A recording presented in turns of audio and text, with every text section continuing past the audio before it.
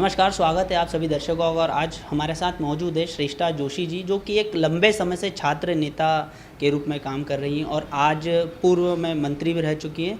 उन्होंने एक विज़न के साथ काम करना शुरू किया था कि किस प्रकार से आत्मनिर्भर बना जाए। स्वागत है मैम आपका हमारे इस खास प्रोग्राम में। जी जी मैम, बताएं कि किस प्रकार से आपने एक विज़न को लेके, जो मोदी जी ने कहा है कि आत्मनिर्भर भारत का सपना देख रहे हैं, तो किस प्रकार से आपने काम करना शुरू किया? देखिए, जैसे ही इंदौर शहर में कोरोना के पेशेंटों की तादाद बढ़ने लगी, वैसे ही मन में ये ख्याल आया कि इस शहर के प्रति हमारी क्या भूमिका होना चाहिए। और हम देख रहे थे कि राष्ट्रपति जी की पत्नी ने भी मशीन लेके और मास्क बनाना शुरू किया। आदरणीय मोदी जी ने भी कहा कि मास्क की कमी आ रही है। ये एक प्रकार का साइकोलॉजिकल वॉर था, जिसमें महिला मोर्चे ने बहुत ताकत के साथ हेल्थ सोल्जर के रूप में काम करना शुरू किया। और हमने ये तय किया कि क्यों ना अपनी भूमिका को ध्यान में रखते हुए हम मास्कों का निर्माण करें।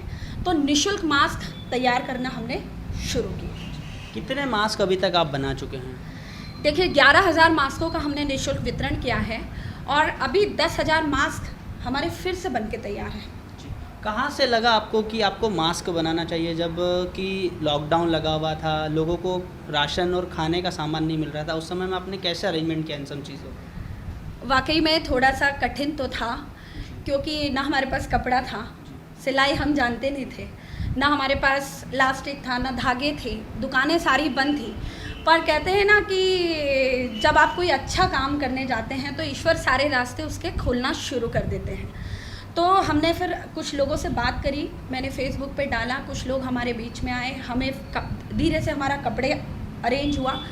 फिर जैसे कि हम आत्मनिर्भर भारत की बात कर रहे हैं, तो मेरे मन में विचार आया कि क्यों ना इसके माध्यम से हम महिलाओं को स्वावलंबी बनाएं और उनके लिए कुछ सोचें। तो एक पंथ और दो काज हुए हमारे। हमने मास्कों का निर्माण भी किया और हमने महिलाओं से कहा कि अगर आप हमको मास्क बना के देंगी तो हम कुछ शुल्क आपको दे सकते हैं। पर बहनों ने हमसे कहा कि क्योंकि राशन नहीं मिल रहा है तो आप तो हमको फूड पैकेट्स के राशन बना के दीजिए। तो हमने उस समय राशन बनाया, राशन के, सूखा राशन के हमने पैकेट्स बनाए और वो जो बहनें हमको ये मास्क देती थी, हम उनको राशन देते थे। कुछ बहनों ने हमसे शुल्क लिया, थोड़ा सा हमने उनको शुल्क दिया।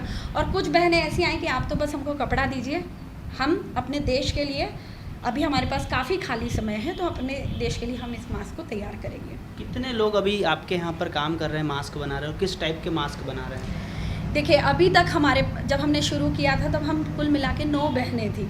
अब हम 27 बहनें हैं जो हम मास्क तैयार कर रहे हैं। और मेरे पास ये आप देख रहे हैं, ये 1 महीने के बच्चे का मास्क है ना। तो हमने 1 महीने के बच्चे से लेके ये काफ़ी सारे आप देखेंगे, यहाँ पे 1 महीने के, ये जैसे ये 3 साल के बच्चों के मास्क हैं हमारे पास, है ना। हमारे पास यहाँ पे ये हमारे पास है, ये 1 साल के बच्चे का मास्क है ना, ये 1 साल के बच्चों का मास्क है।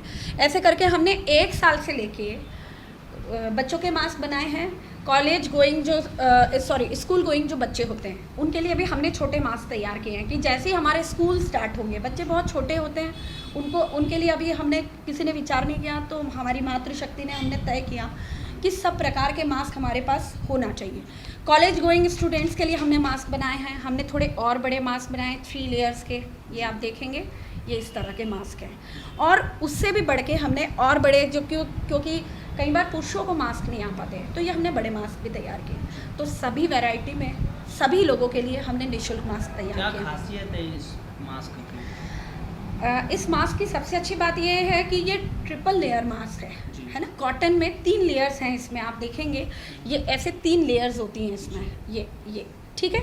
ये लेयर्स क्या होती है कि एक तो आप पीछे से ये देखेंगे, यहाँ पे हवा आने के लिए प्रॉपर वे है, और ये यहाँ पे लेयर्स हैं। ये लेयर्स आपको ज़्यादा प्रोटेक्ट करती है, बजाय जो आप मुझे भी पता है कि वो 2 रुपये का मास्क 20 रुपये में मिल रहा है। तो ये एक तो लेयर आपको प्रोटेक्ट करती है, दूसरा कॉटन है, एकदम चीज़ इसमें एंटर नहीं करती है। इसको आप बार बार धो के यूज़ भी कर सकते हैं। उस मास्क को जो मार्केट में अभी उपलब्ध है, वो मास्क आप धोएंगे वैसे ही वो ख़राब हो जाता है। और N95 मास्क जिसका हम सुन रहे हैं, वो इतना महंगा मास्क है कि मैंने जब पता करा तो 419 रुपये का उन्होंने मुझे मेरी मेडिकल स्टोर पे उन्होंने बताया। तब भी हमें लगा कि इतना महंगा मास्क हर व्यक्ति पॉसिबल नहीं है। मैं देखती हूँ कई बार महिलाएं या बुजुर्ग ऐसे करके चलते हैं, इसका मतलब हमारे लोगों के पास मास्क नहीं है। और अभी ये जो वॉर है कोरोना का, इससे बचने का सबसे बड़ा हथियार ही मास्क है। और किस प्रकार से सावधानी रख के इस कोरोना जैसी महामारी को बीमारी से बचा जा सकता है? जी, ये सबसे अच्छा क्वेश्चन आपने मुझसे किया कि मैं कई बार गैलरी में खड़ी होती हूँ, मैं युवाओं को देखती हूँ, वो बात करते हैं, मास्क को ऐसे लेते हैं, यूँ हटाते हैं। अब आपके अगर हाथ खराब हैं तो 1 मिनट में वो वायरस आपके पास जा सकता है। आप इस मास्क को बहुत आसानी से, हमारे पास 2 हाथ हैं, हम 2 हाथों में से एक हाथ को हम एक कोशिश करें कि एक हाथ को हम मुट्ठी बांध के रखें, पीछे रखें, और कोशिश ये करें कि एक हाथ हम हमेशा सैनिटाइज रखें और दूसरे हाथ का हम बहुत तरीके से, अगर हमको किसी से बात करना है, ये मैंने मास्क लगाया हुआ है ना, इस मास्क को मैं बहुत अच्छे से आसानी से एक उंगली से हटाऊंगी। इसको हटाना ही नहीं है, इसको आप ऐसे यूज़ करिए। ये जो आप बार बार कर रहे हैं, नाक और मुंह से ही वो वायरस आपके पास जाना है। अगर आपका हाथ इन्फेक्टेड है तो निश्चित तौर पे आप कोरोना के पेशेंट हो सकते हैं। तो एक तो हमको ये ध्यान रखना चाहिए। दूसरी बात, जैसे हम मोबाइल को ले जाना नहीं भूलते, घर से बाहर निकलते पर्स ले जाना नहीं भूलते, तो आप मास्क ले जाना बिल्कुल मत भूलिए। मास्क आप इसका यूज़ करिए, सैनिटाइज का उपयोग करिए, और आप जैसे गर्म पानी है ना, उसका प्रयोग आप करते रहिए। और इसको आके हम डिटॉल, जैसे कई लोग सोचते हैं डिटॉल से, लेकिन डिटॉल बाद में स्किन को ड्राई करता है, तो हम इसको किसी भी सर्फ के पानी में, नॉर्मल जिसमें झाग हो, क्योंकि ये जो एसिड और बेसिक नेचर होता है ना, तो वो सर्फ का झाग जहाँ होगा वो वायरस किल हो जाएगा। एक चीज़ और मैं आपसे पूछना चाहूँगा, जो कि आप डाइटिशियन भी और न्यूट्रिशन भी है, तो किस प्रकार से इम्यूनिटी बढ़ा सकते हैं लोग अपनी? क्योंकि कहीं देखा जा रहा है कि लोग इम्यूनिटी कम होने से ही कोरोना वायरस ज़्यादा इफेक्ट कर रहा है। बिल्कुल। एक हमको सबसे ज़्यादा कि हमारा एक दिनचर्या होनी चाहिए, है ना। अभी जैसे अगर हम 11-12 बजे सूर्यास्त के बाद अगर हम उठते हैं तो डेफिनेटली चीज़ों में बहुत डिफरेंस आ जाता है। ये प्रकृति है, प्रकृति अपने हिसाब से चलती है। जब सूर्य निकलता है, निकलते से जब सूर्य नारायण आते हैं, तब विटामिन डी हम अच्छी बॉडी उसको ले सकती है, तो वो आपके बोन्स को मजबूत करता है। तो एक तो विटामिन डी का हम ज़्यादा यूज़ करें, साइट्रस फ्रूट का हम उपयोग करें, जिससे हमारा इम्यून पावर बूस्ट हो। आप एक ऐड देखते होंगे कि बच्चा जाता है पाइप से ऊपर, सूर्य कुछ मतलब ऐसे खींचते हैं तो विटामिन डी, वो ग्लूकोन डी का शायद ऐड आता है। तो बिल्कुल सेम वही प्रोसेस है। इसलिए विटामिन सी, जैसे आप लोग पत्रकार हैं, काफ़ी मेहनत की है आप लोगों ने, आप लोग इस कोरोना में भी इंटरव्यूज़ ले रहे हैं, चीज़ें हमको दिखा रहे हैं, तो आपके लिए भी विटामिन सी, एनर्जी जहाँ लॉस होती है, विटामिन सी बहुत अच्छी चीज़ है। किन चीज़ों से मिल सकता है विटामिन सी? जितने साइट्रस फूड होते हैं, संतरा हुआ, नींबू हुआ, जाम हुआ, केरी, अभी हमारे पास केरी बहुत अच्छी आ रही है ना, उसका हम पन्ना ले सकते हैं, लौंजी बना सकते हैं, जो 7 से 8 दिन चलती है बिना, मतलब फ्रीज अगर आपके पास नहीं है तो भी उसको हम यूज़ कर सकते हैं। नींबू की गोलियां जो आती हैं, संतरे की गोलियां जो आती हैं, उनको हम चूस सकते हैं। दूसरा, आप कोशिश ये करिए, आप लोग जो बाहर घूमने वाले युवा लोग हैं, कि आप पहली बात तो कुछ मुंह से लीजिए मत, और अगर आप ले रहे हैं तो गर्म पानी का आप यूज़ करते रहिए। क्योंकि मैंने जब पढ़ा है तो मैंने ये पढ़ा है कि वायरस गले में रहता है पहले 2-3 दिन तक, तो आप जब गर्म पानी रहेंगे तो वो एक्चुअली फैटी होता है, तो जैसे घी पिघलता है वैसे ही आप जब गर्म पानी पीते हैं तो वो जो वायरस है वो पिघलेगा तो आपको लंग्स में जाके इन्फेक्ट नहीं करेगा, और ये वायरस नाक और मुंह से जा रहा है।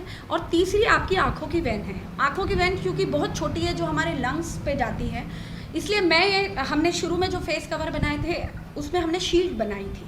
तो आप कोशिश ये करिए कि चश्मे का भी आप यूज़ करिए। अब अगर पेट में वो चला गया है तो पेट में तो वो जाएगा नहीं, क्योंकि पेट का जो HCl होता है वो इतना हार्ड, हमारा जो बाइल जूस होते हैं वो इतने हार्ड होते हैं कि वो उसको कीस के जैसे मिक्सर में कुछ पीसते हैं ना, वो कैसे क्रश हो जाता है वैसे क्रश हो जाता है। तो सिर्फ इफेक्टेड है लंग्स।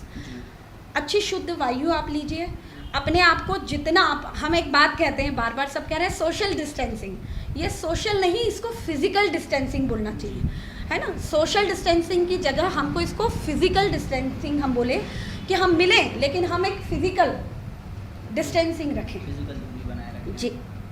आजकल देखा जा रहा है कि लोग जो कोरोना में बिल्कुल घर बैठे हुए हैं, तो लोग एक कहीं ना कहीं डिप्रेशन का भी शिकार हो रहे हैं, तो इसके लिए आप क्या विचार रखते हैं कि लोग डिप्रेशन कहाँ से दूर कर सकते हैं और पॉजिटिव नेचर कैसे अपने ला सकते हैं? देखिए, ये बात आपकी सही है कि मनुष्य जो है उसको इतनी आदत नहीं होती है ना, और पुरुषों को तो बिल्कुल आदत नहीं होती है घर में इतना रहने की। तो सभी में एक फ्रस्ट्रेशन सा आ रहा है। और क्या हुआ कि शुरू में हमारे कुछ कंसेप्ट तय नहीं थे, विज़न क्लियर नहीं था, कोरोना क्या है, लोग काफ़ी डरे हुए थे, उससे हिंसाएं बढ़ी है, चीज़ें थोड़े से विवाद हो रहे हैं। इसके लिए मैं तो यही कहूँगी कि आप जो हमारी जीवन पद्धति है उसको आप ध्यान रखें, हमारी जो अच्छी किताबें हैं उनका थोड़ा सा हम उनको पढ़ें।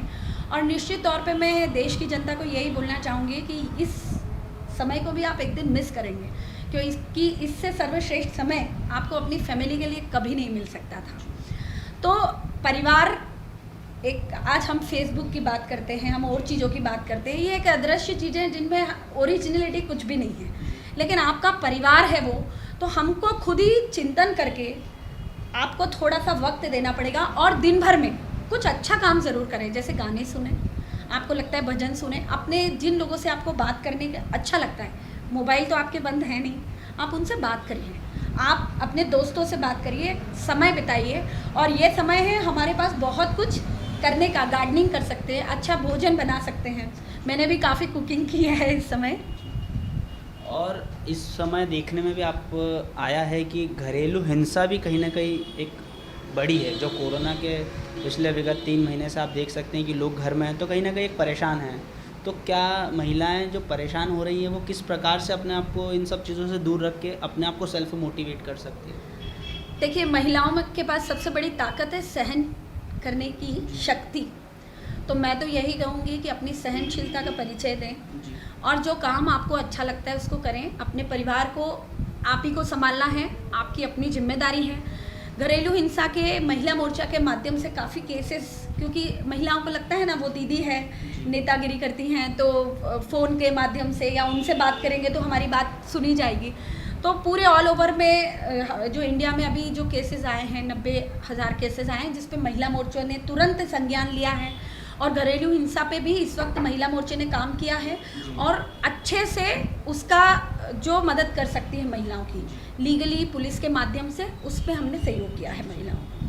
बहुत बहुत धन्यवाद, आपने जिस प्रकार की जानकारी हमारे दर्शकों तक पहुंचाई, जिस प्रकार से आप काम कर रहे हैं एक महिला के लिए, एक आपने इतना सारा काम किया कि किस प्रकार से उनको सेल्फ मोटिवेट करने के लिए आपने जो तरीके बताए, उन सभी के लिए बहुत बहुत धन्यवाद आपका।